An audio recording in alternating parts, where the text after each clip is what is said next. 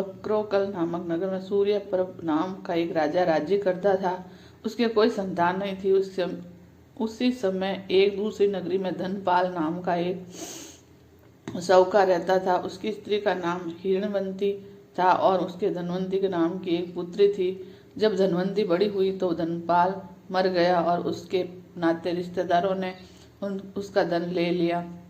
हिरणवंती अपनी लड़की को लेकर रात के समय नगर छोड़कर चल दी। रास्ते में उसे एक चोर सूली पर लटकता हुआ मिला। वह मरा नहीं था। उसने हिरणवंती को देखकर अपना परिचय दिया और कहा, मैं तुम्हें 1000 अस्थियां दूंगा और तुम अपनी लड़की का ब्याह मेरे साथ कर दो।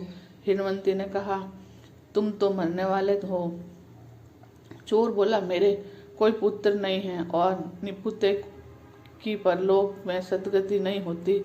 अगर मेरी आज्ञा से और किसी से भी इसके पुत्र पैदा हो जाएगा तो मुझे सदगति मिल जाएगी।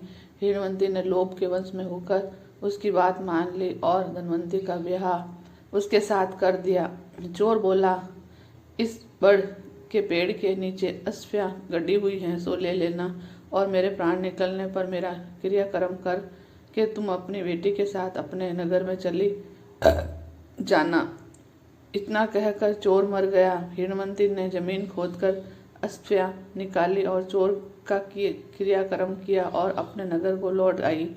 उसी नगर में वसुधन नाम का एक गुरु था, जिसके मन स्वामी नाम का शिष्य था। वह शिष्य एक वेश्या से प्रेम करता था। वेश्या उससे 500 अस्फियां मांगती थी और वह कहाँ से लाकर देता। सहयोग से धनवंती ने मन स्वामी को देखा और उसे चाहने लगी। उसने अपनी दासी को उसके पास भेजा।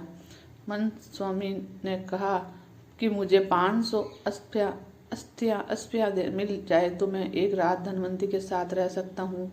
हिरणवंती ने राजी हो गई और उसने मन स्वामी को 5 अस्फियां दे दी। बाद में धनवंती के एक पुत्र उत्पन्न हुआ।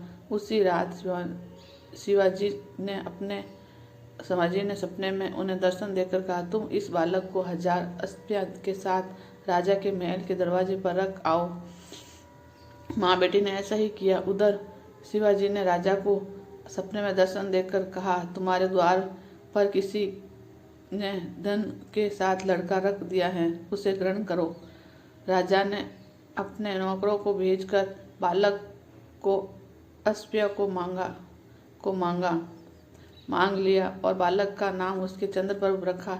जब वह लड़का बड़ा हुआ तो उसे गिद्दी सौंपकर राजा काशी चला गया और कुछ दिन बाद मर गया। पिता के शरण से उत्सन्न होने के लिए चंद्रप्रभ तीर्थ करने निकला।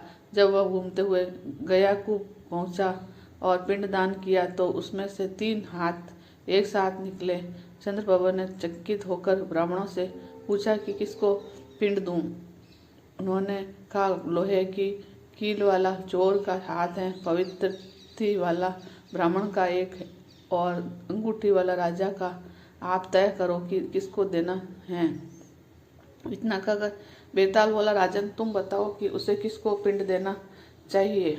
राजा ने कहा, चोर को, क्योंकि उसी का वह पुत्र था। मन स्वामी उसका पिता इसलिए नहीं हो सकता कि वह तो एक रात के लिए ही पैसे से खरीदा हुआ। राजा भी उसका पिता नहीं हो सकता क्योंकि उसे बालक को पालने के लिए धन मिल गया था, इसलिए चोर ही पिंड का अधिकारी है। लाइक कर दो, सब्सक्राइब कर दो।